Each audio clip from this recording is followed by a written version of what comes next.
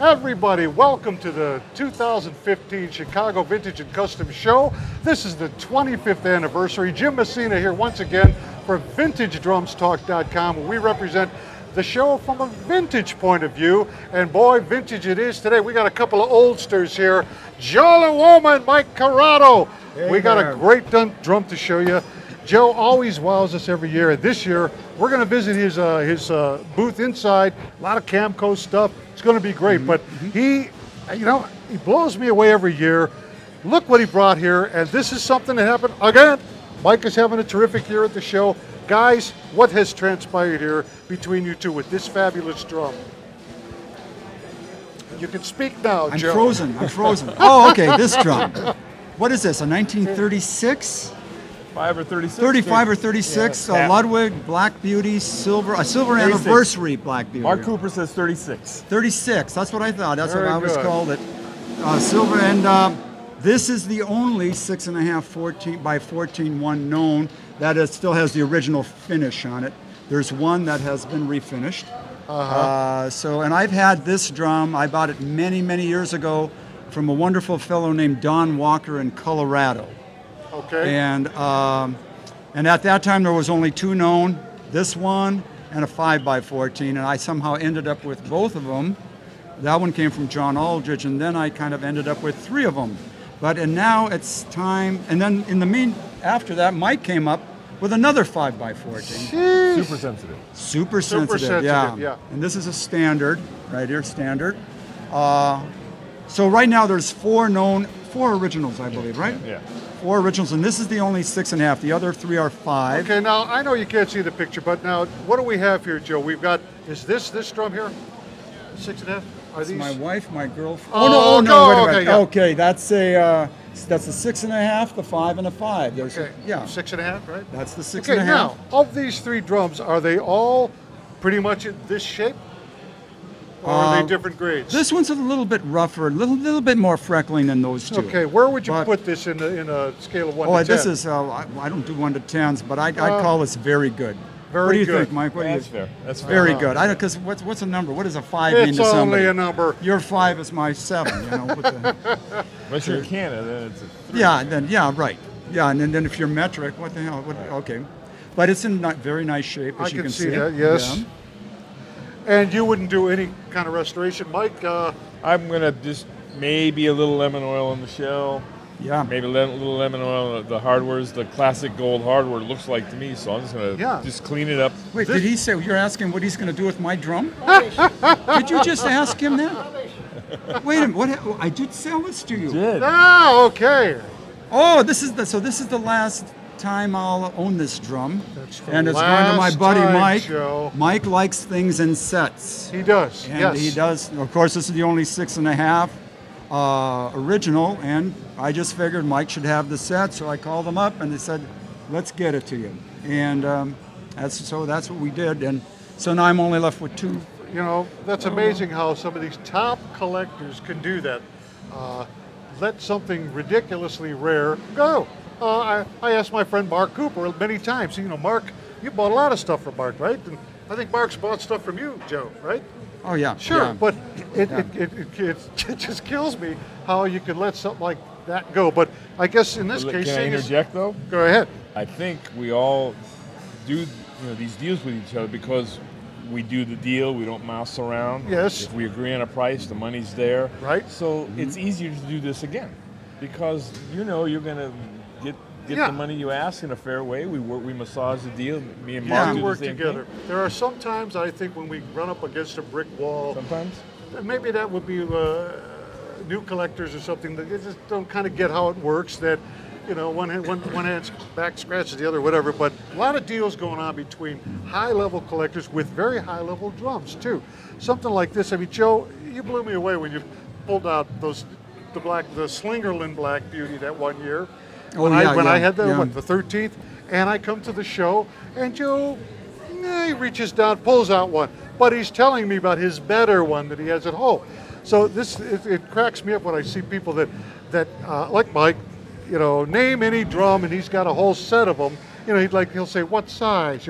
It's an obsession because we are pretty much vintage drum nerds, as I've said. We're very meticulous about what we collect. And Joe, for you, I just don't know what to expect next, because every year you come up with something else out of that warehouse you're telling me about. Have you gotten through that thing yet? Or? Oh, no. It's. I mean, this really exists. You really do have some big storage space with stuff that you've been throwing in there for years. It's a magical place. Yeah, it's kind of like Oz. Yeah, it's like The address? the end of the rainbow. That's what it is. The end, yeah, there you go. The address is? Yeah, the address. Once again, how many of these 6.5s? There's one with the original plating, Okay. black plating, and then there's one that has been redone by Adrian. Yeah, Adrian re-blackened the shell, saved that one came saved out the beautiful. engraving, Yeah. and then This is a fantastic drum, and I congratulate you, Mike, on your purchase. And you know that's what it's all about with this level of vintage drum collecting here at the show. Great, you get great drums like this. They go from one respectable collector to the other. It's great. Mark, would you do me a favor and take this drum? I'm asking my friend Mark Cooper to. We all trust Mark to hold this drum for a second, don't we? Make him sign for it. Jeff, will you come up here, Jeff? I have a little surprise for you guys. Cool. Jeff has a little something he's going to put up on the table here and show us. Uh-oh. I want to introduce you folks to Here we go. It's a cake, friend right? of mine Right. lives in this area, very boy. close to the show, and I emailed him the night before I was coming here, and he got that email, and he just showed up maybe a half hour ago, and he's going to put something up here on the. Oh, this looks good already. Yeah. His name Here is we go. Jeff Ryan. Hello, Jeff. How you doing? Say hello to Mike Curotto. Mike, we hey. met. Yes, how you doing? Joe Luoma. Hey, Jeff. Joe, Jeff nice Ryan. to meet you. All right. Now, we have something in here that I boy. think might me be get kind of this off. interesting. What do you say This we is take the a look original at case, this? too. And we want to get some opinions here from some real experts, okay? much? It's an old drum. What do we got here? Oh, look at that! Let's take a look. Come on here, get a Duall. look at this, you guys. Bring the cameras in. Let's take a look. We're going to take this out of here, and these guys are going to tell us all about it, okay? Let's have a look and see what we got here. Ready? Somebody, I Drum want roll? to take this. You can take the case away as I lift it You out hold here. that part. Here we go. Oh, And here we go.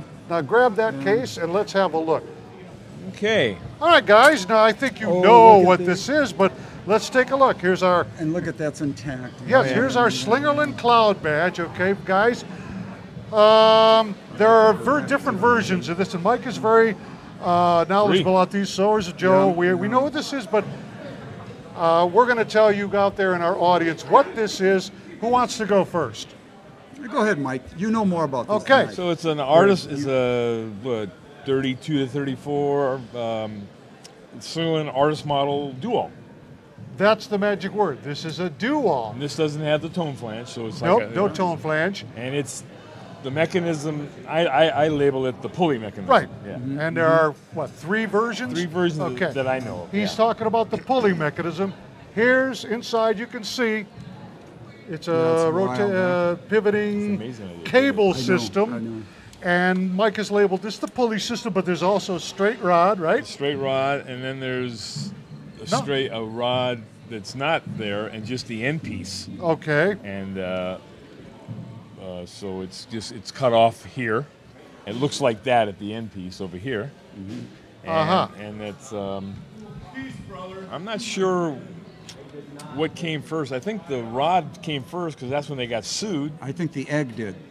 Oh no. There is a story. The chicken, Jeff actually learned about this story. You know, he and I have been kind of going back and forth about this. We're going to do a little bit in just a minute here and tell about the origin of this drum and the history behind it. But I just thought it would be great if you guys let's talk about this whole thing here. Even the muffler. Look at. Yeah. It's like look at how complicated they. Now They had engineers working on these drums back then, and they always had to come up with something. That's what the drums got very complicated. Double snare units and all the stuff in the 20s and the 30s. And now what are they playing? Flips, a dial and a lever. Piece of moon gel. Yeah, but look at even you'll take a shot of that. How complicated that is. We have a red muffler. Yeah, I've seen white. Should that? I mean, Is that original? Are you putting this in the 1934? What did you 32, think? 34. Okay, so what should it be? I don't know. To be honest, I don't. I think the ones I have are like white or that dark grayish. Yeah. I've never But I'm seen just red. wondering. I mean, did a green exist? You know how sometimes you see them in green. Yeah. Red. And I think that's it, right? And the white. Yeah. I don't know if they did Black. grayish or black, but I mean, is that like a moth holder where you see these degenerate? I've seen much worse than this. This is in good shape. But That's I in think great it's shape. Yeah. It is. Now, Yeah. okay, and we can see the obvious metal issues, okay, but those are things that we expect to see sometimes on drums like this. But what do you guys think? It's been in that case, and I'm going to ask Jeff about that kind of stuff when I get him up here. But I think in general, everything's here. Heads, of course, not here. Black lacquer. But let me The ask you this, overspray? guys. Have you Yeah, ever seen from the this black over? lacquer. What about this overspray here? And I have pictures of this that I can show our audience, but take a look at that. What's going on here? I mean, Did they do that overspray? Have you? I look. haven't seen that. I've seen it. Yeah. Okay. Yeah. You know what I mean? That much? I Oh, don't okay. know that. I've never seen it that much. I haven't, but if you have. But yet, you can see some slight checking here that tells me, I believe probably this the to be original. original. It's Nitrocellulose, they call it something. Nitrocellulose or something. The lacquer. I'm not sure exactly what term they use for that lacquer, but I think that's original. It's just the overspray question. I've never seen that. I've seen it here and there. Yeah, to but some to extent. this degree, Yeah. I don't know. Yeah. But again, I wonder, being that it's the pulley version, like you say, Mike, after the lawsuit, was it this version or the straight rod Now, version? what lawsuit are you talking about? Well, you're going to tell them about the Okay, lawsuit. okay, Here's well, Joe. no, He's going I'm to not tell you what telling I'm about it. referring I'm to. not Somebody. talking- I'm not a lawyer. Here we go, Mike. What about that From what I've lawsuit? read is this original mechanism with the pole in the middle, like the Ludwig Supers. So it was too close, and Ludwig sued Slingerland, and they won. So Slingerland could not do that anymore. So I'm thinking the pole is the first version before they got sued. I'm not sure if the other two, where this fits, either the pulley or the one I showed you where there's no center rod. Yeah, but I'm thinking maybe something like this would have been just an attempt to avoid the lawsuit, and it still didn't work. And like you say, maybe that last one was the one that broke the camel's back. What do you think production? What, 1 year? I guess. 2 years? 2 years, I think maybe? it went 2 Yeah. years. Mark Cooper thinks 2 years, and I agree with him. Okay. Yeah. So they're not. So they're way more rare than Ludwig Supers. Yeah.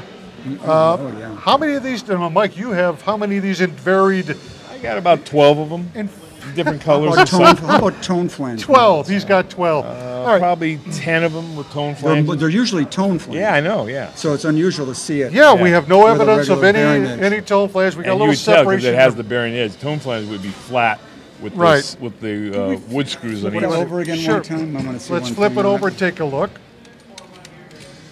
Okay. Is there overspray on this edge, bearing edge? I don't really see him. Is Mike, what do you think? Can you see it? I think that's just dirty. I don't there? I see don't it. think, no, let's flip it on Yeah, the a other little bit there. Overspray. Why is there so I much know, overspray that's on what the I- other bearing edge? What you got here? Okay, Maybe let's the have way- a look. Look at the others. Yeah, it's Yeah, maybe they do it well. Yeah. right. But how did they get it black I there know. without getting it black there? That's what makes me wonder if it was. This Yeah. is a mystery, and maybe we can why, get some well, answers. why wouldn't the bearing edge be black? I'm going to be getting Yeah, some good different point. opinions on this. Probably Mark Cooper Or will was weigh it in cut on after? this. Was it cut? Well, if it's cut after, they got That's right. overspray on that side though. Good point. So it couldn't be. They didn't cut one side, paint Yeah, it, and then yeah. cut the other side. So Now, that's as what far I'm as the wondering. mechanism, I haven't tried it, but let's see here. I think it was painted after. Mike, you're familiar with how smooth Yeah, it's- with how smooth these should be. Go ahead. Yeah. Oh yeah, it works. Yeah, Yeah, it's going up and okay. down. Yeah. Okay, then you'd probably No, it's working. Okay, good, Yeah. but you'd probably lube that up or. Yeah, I put Yeah. a little WD-40 or something just to clean it up. Sure. Uh-huh. But So- the nickel will come really Yeah, clean. we want everybody to take a look at the upper rim here, and the actual word Duall is right there.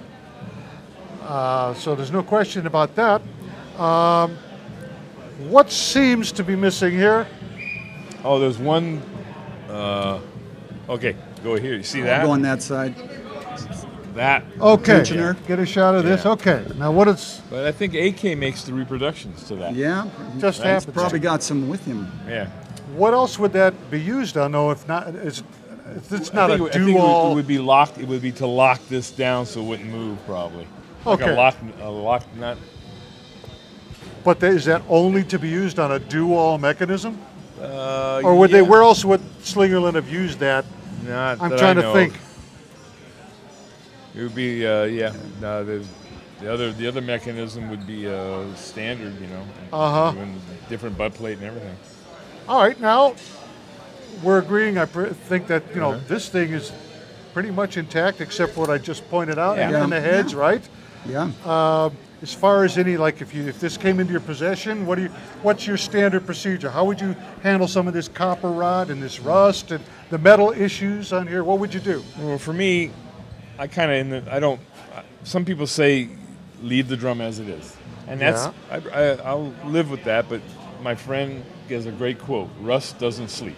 Right, that's your motto. I've heard that a million times. So I would just clean this up, and I would polish it up by hand. What about our cracked collar hooks? I have a I haven't stash. counted how many. Here, look, here's one. Yeah, Okay, so But there's you some. have donor drums where you take. Or I have a So, stash of those. These are standard Slingerland, what, 20s, 30s? Yeah, the little lip part is a little higher than the other ones. It's a little different than Ludwig. Yeah. And I haven't, you would have to probably check, see how our threading is on everything. Yeah. But in general, it's all here, Yeah, waiting it's to in be good cleaned shape. up. Clean up good. Good shape. You can some checking, but look at that badge. I mean, the Badge badge is is good. nice. So you've got a lot of these. You got 12 of these. Some of them Yeah. are sparkle. I forget now. a couple black ones. In fact, now one that you do have, and you know the one I'm talking about, the one that Dave Brown was involved with years ago on eBay. Remember? Or That's an artist model Black Beauty. That's a Black Beauty. I believe it was a Duall with there was some seam damage, and you ended up with it. Oh, that one. The sure. one that showed up on Okay. eBay, and you ended up just buying it now, and it was Yeah, just a freak it was thing. a 5. Long story with that, but that has to do with the way people that aren't vintage drum collectors end up trying to sell things. But in this case, Mike, this particular drum, black lacquer, Yeah. the one you got, black lacquer. I feel that had more shell issues than metal issues, and this drum has more metal issues yeah. than shell issues. Yeah. Now that could kind of hone us in on a price. Not that we're going to say a price, but would you equate this with the price that you paid for that drum?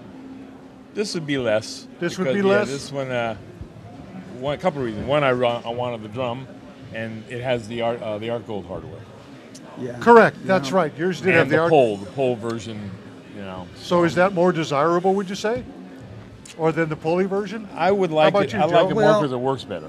It depends. When you talk about desirable, there's not a lot of people. Well, It's when you're yeah. talking to Mike. Mike has 12 of them.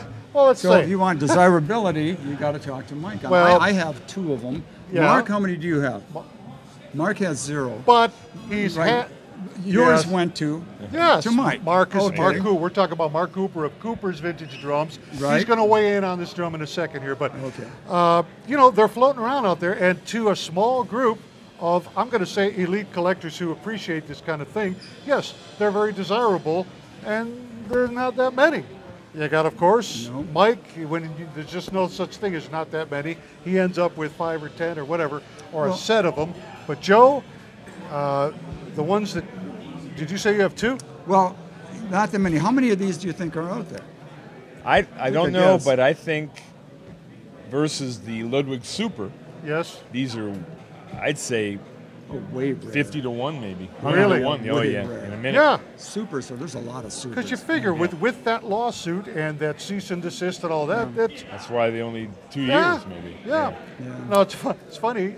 Jeff, the owner of this, belongs to his grandfather. And when I was talking with him, he was kind of just researching it, and he just, of course, I, made him an offer and said, hey, he goes, I don't know. He just says, for all I know, this could be the last one in existence of one of these things. It could yeah. very well be. Who knows? yeah. But I'm just so elated that he brought it here. Guys, I'm telling you, he literally came in the last half hour here, tapped me on the shoulder. I emailed him the night before I took my flight to get it, and threw a Hail Mary pass saying, hey, bring that, because it turns out this Jeff lives very close to the show here. And he brought it. Here it is, and I'm so pleased that we can bring it to you now and show you. And here's 2 guys that are seeing it for the first time, high-level collectors. We're going to weigh in just a little bit with Mark Cooper. He's going to tell us what he thinks about this drum. As usual, Joe, we're going to visit your booth, and we're looking forward Okay. to seeing all your Camco stuff and whatever you brought this year. I know you went all out. Yeah. Mike, again, Thank you. fantastic Thank you. year Always going my on for pleasure. you. Let's see what's going to happen with this thing. At least I'd like to see it get cleaned up, finished. It deserves to be. And when you hear this background story to it, you're going to say this drum deserves to be put back to its former glory. So we hope we can do that. You guys stay tuned. More Vintage Drums talk coming up. We're at the 25th anniversary of the Chicago Vintage Drum Show. It's going to be great. See you guys.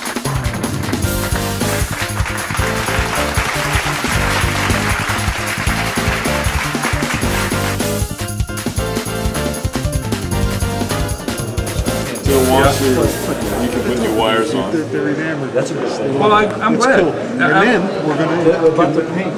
Do the thing. I think it's overspray. I think overspray is a weird thing to say. Hell, I know, but you could elaborate on the I've heard people say that they would never let that out of the factory. And now it makes it easier for me to do the editing. Because you're here, to tell the story. This is Mike. He's your grandfather. The way they added the spray, I don't know.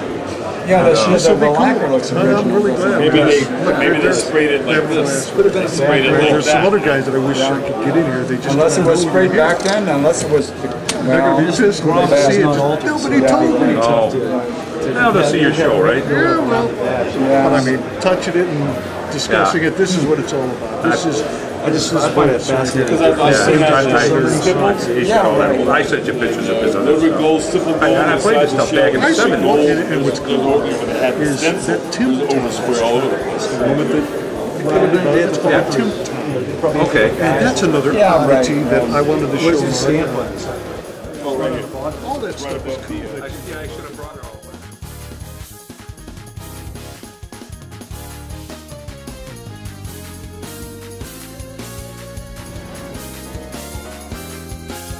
I think it's after the bar. We were talking about that. Because the post is the one that approximated the Ludwig, and that's why they sued him. So I think this is the effort to get around on the other end of There's this. three versions. There's one that looks like this on both ends. See right here where it's nubbed off.